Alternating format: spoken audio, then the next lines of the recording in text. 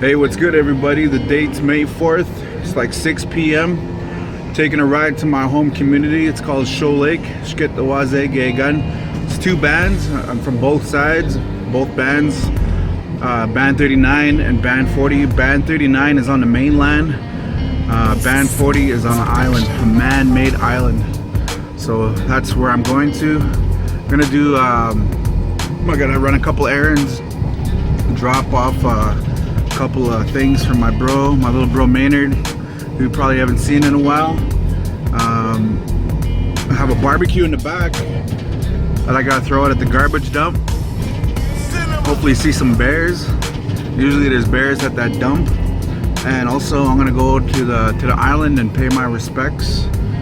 We recently lost an elder, so I'm gonna go pay my respects, and that's where I'm headed. I should be over there in about 45 minutes. So let's go. Here's the turn to my my home community. It's about 30 minutes from Kenora, and down this turn here, it's about 15 minutes down the Show Lake Road. So this is First Nation. That's my res. That's 39, Band 39. Like I said, Band 40 is the man-made island. But about 2 or 3 years ago,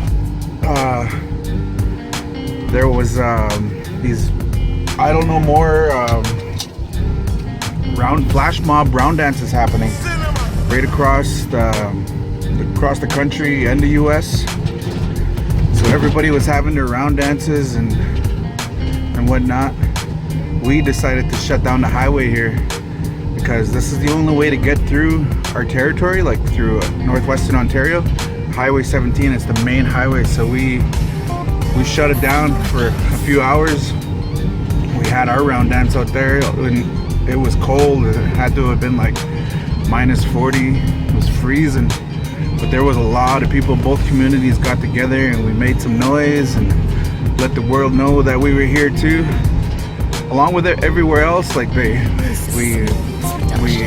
let the world know that we were out here. Everybody, all these communities, all these cities that got together. It was a good thing, good times. So we're now entering the first part of my res.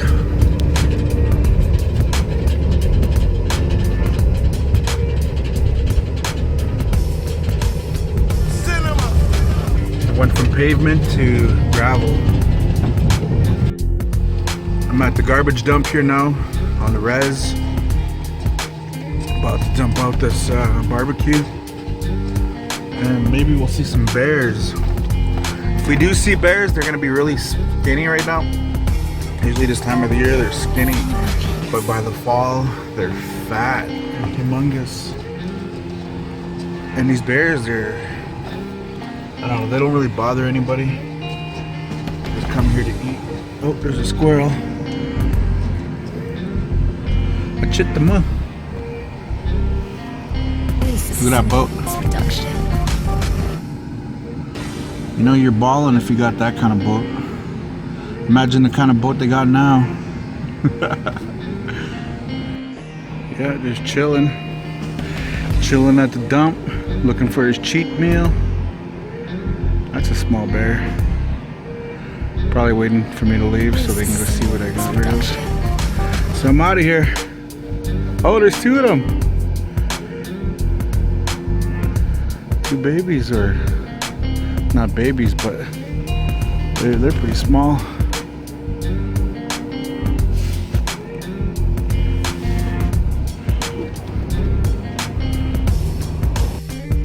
See you guys. Until next time. Here's our community powwow grounds. In the summertime, we hold a toll gate here, and because we have a lot of cottagers. Look, I'm gonna blow through the stop sign. Woo. No, I don't gotta pay though because I'm from here. But yeah, for people off reserve, like Amchagujis, people that own cabins and park their boats and are out here for the summer out in the lake, they gotta pay annual fee or monthly fee. Not too sure how it works, but I know they gotta pay. Our summer powwow here is usually pretty good too. The community always fundraises and brings out an outside drum group. I know they had Black Lodge here before. They had Blackstone. They had Young Spirit a couple times. Young Spirit was here last year. So they always get jamming drum groups, which is pretty good for a host drum. It's a traditional powwow. Yeah, so if you haven't been to a traditional powwow, I suggest you hit one up in my area, the Treaty 3 area. Everybody's treated well, everybody's fed. Hopefully one of these years they invite Young Bear. We even have a couple of horses on our community. I don't know how long these horses have been here for, but pretty sure they belong to Bryce Mandamin. I don't know, I think he won them in a special or something out in Manitoba. Correct me if I'm wrong, Bryce. You got some beautiful horses, man. We are now in Shoal Lake 39. Just get the Wazé gay gun. So I grew up here most of my younger years. Yeah, and then parts of my teenage years, my early teenage years. But other than that, I've been living off reserve. I've lived in multiple cities, different parts of the country. When I lived here, though, I grew up in Care. I was always in Care. I lived with different families. Recently, I was just trying to count how many families I lived with out here. I think I lived with about 10 different families. And they were all family, like they were my family. So I'm glad I never got sent off reserve, like to some non-native, to stay with non-natives. I always stayed with family out here. They always took me in, but I was always in Care. And I spent a lot of time living with my kukum, who is now deceased. She passed away in 96 or 97. And here's my school that I used to go to school at. Lots of memories here. A lot of memories. Here's my band office.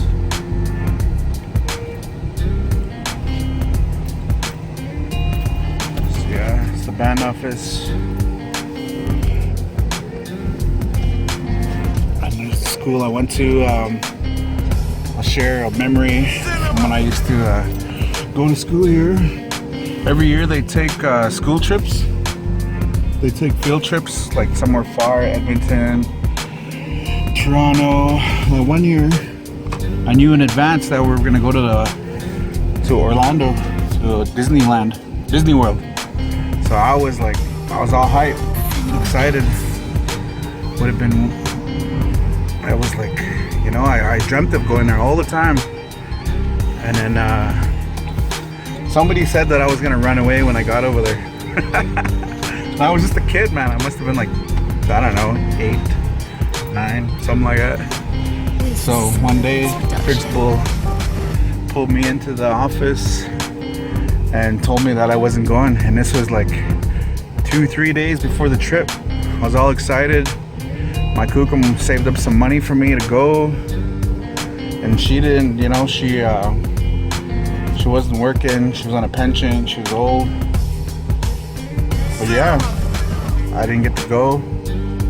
But 3 years ago, I finally got to take my family Disney World Orlando.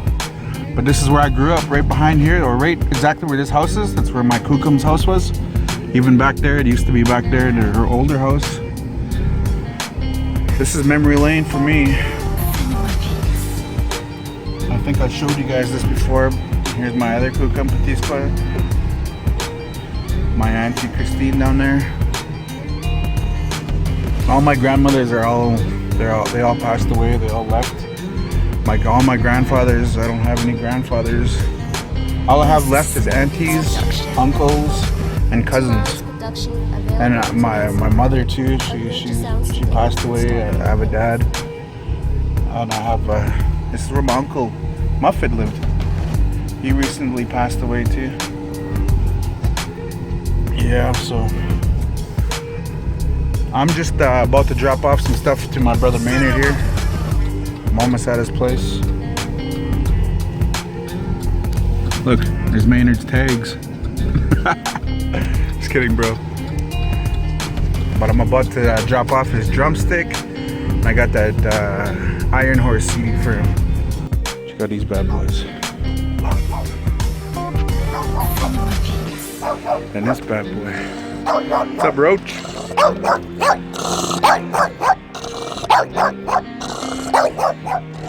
That means business. So this is my bro's beautiful property. It's beautiful here, man. I guess it's not home, but this is the city I'm leaving. And also this embroidered drumstick. So I'm gonna leave it with him. Leaving the door here. Hopefully he gets it. Hopefully nobody scams it. Here comes the barge. It goes back and forth all day long. The barge's name is a mick, which means beaver. Constantly working. So if you want to go across, all you gotta do is jump in your vehicle, park at this landing. If it's night, turn your lights on. Yeah, and I think you can load about 3 vehicles, maybe 4 small cars, but usually about 3 vehicles. We're now about to board the Amick.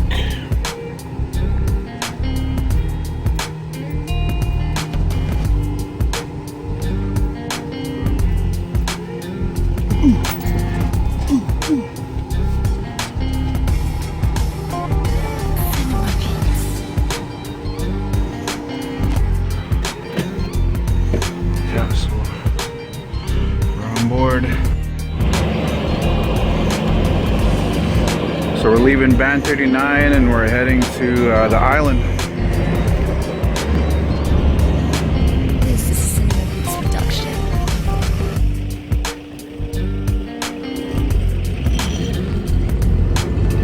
Still too cold to swim.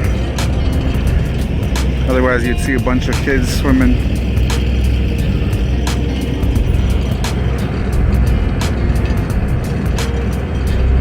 I love coming back to my res. It's beautiful. Man-made island. We're now on the island. Band 40. Right there, that little house behind this trailer. This is where I used to live with my dad. I lived with my dad at a bunch of different places on the side. So we're on an island. And in the winter time, you gotta drive on ice. They have ice roads. But when it's freeze up is when it's the most dangerous. Because you're walking when it's like 2 inches, 3 inches. Pushing boats or pushing a canoe just to get home, you know?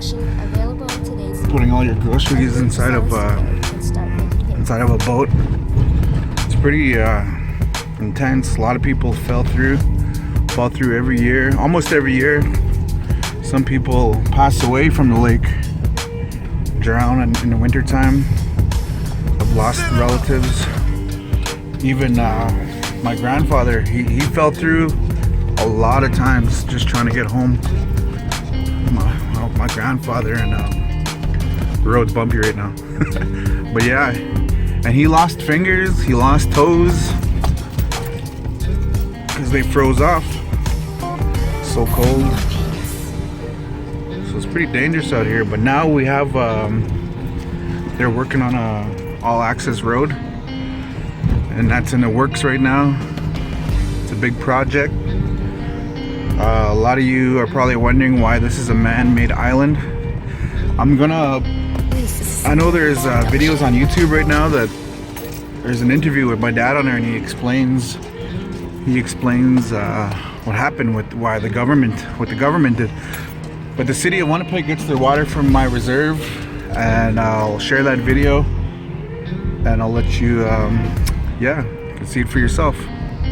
Way back over 100 years ago, we're looking for a body of water to supply their needs, and they found the water up here on a higher elevation, and they came and took some of our land away just to accommodate their needs.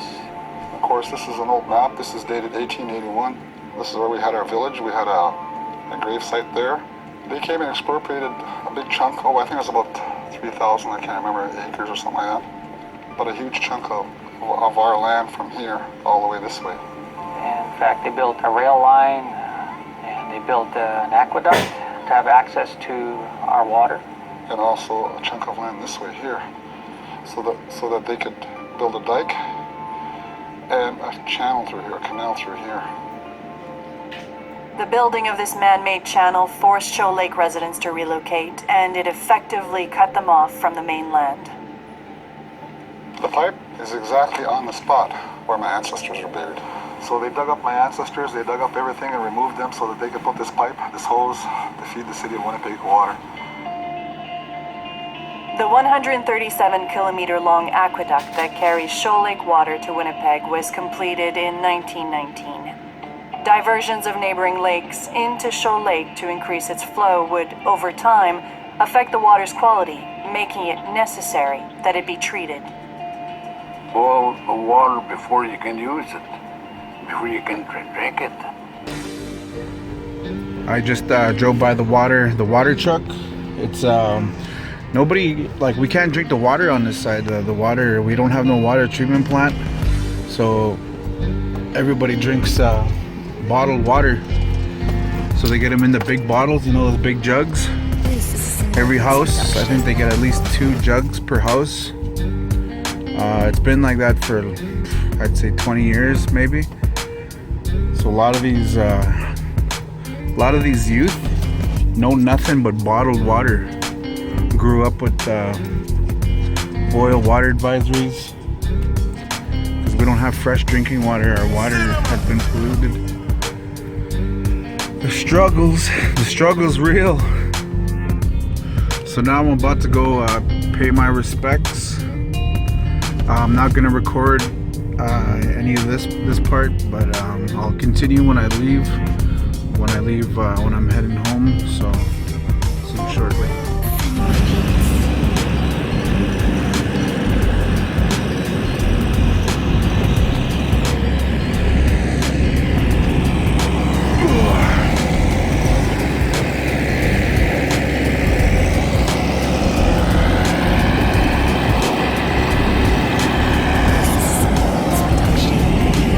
So I just sold another Young Bear hat to George. He's the, what do you call it again? Beaver captain. The Beaver captain. That's for my son. Alright, man. Okay, thank you. Well, that's it for this vlog. I just wanted to show everybody my community, where I'm originally from. Yeah, that's pretty much it. Next vlog should be a powwow, either Manitowabi or I might be attending a university powwow on Saturday.